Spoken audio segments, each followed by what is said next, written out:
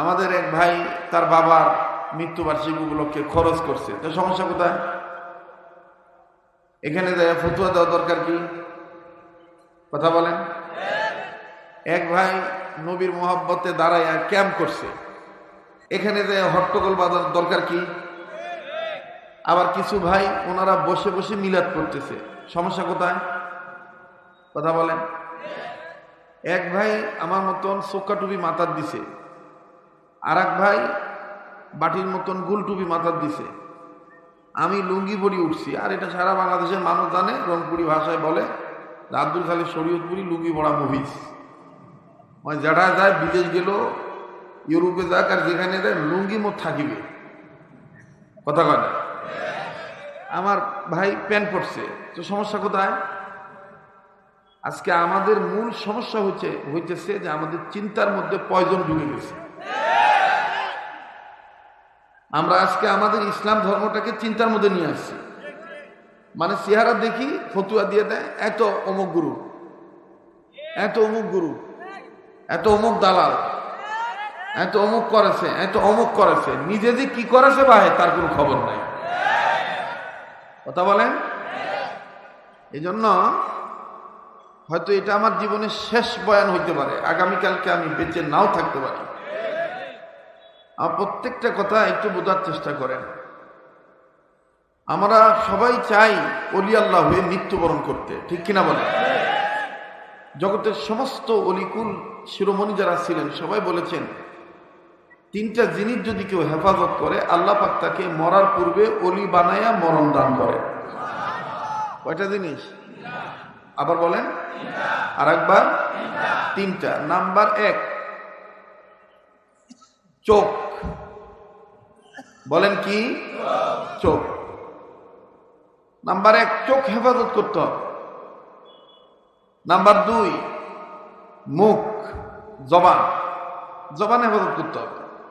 Number 3 চিন্তা হেফাজত করতে হবে।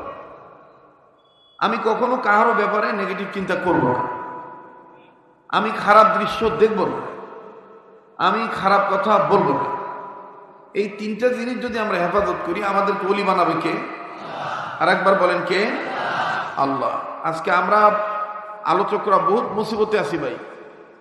আল্লাহর মেহেরবানি আমাকে এই মুসিবতের মধ্যে ধরা ছোঁয়ার মধ্যে অনেকে মনে করে যে আমার কোনো ঝামেলা টামেলা নাই। ঝামেলা আছে না নাই সেটা আমরা জানি, কিন্তু মনে রাখবেন গাড়ির ড্রাইভার যে যে ডিপার্টমেন্টে ড্রাইভারি করেন এমনভাবে গাড়ি চালাবেন রাস্তার যেন ক্ষতি না হয়, প্যাসেঞ্জারের ক্ষতি যেন না হয়, গাড়ির যেন অ্যাক্সিডেন্ট না হয়।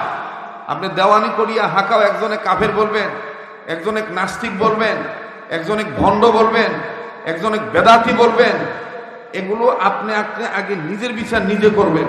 আপনার একার কারণে সমাজকে আপনি ফেতনা ছড়াবেন না। কথা বলেন ঠিক কিনা?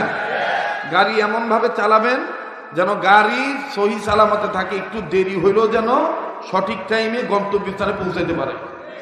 কিন্তু আপনার পাতলামির কারণে, পাগলামির কারণে, ছাগলামির কারণে, স্যাংরামুর কারণে, বাদরামুর কারণে আজকে গোটা ইসলামিক ডিপার্টমেন্টগুলো বদনামের রসাতলে পড়ে যাচ্ছে।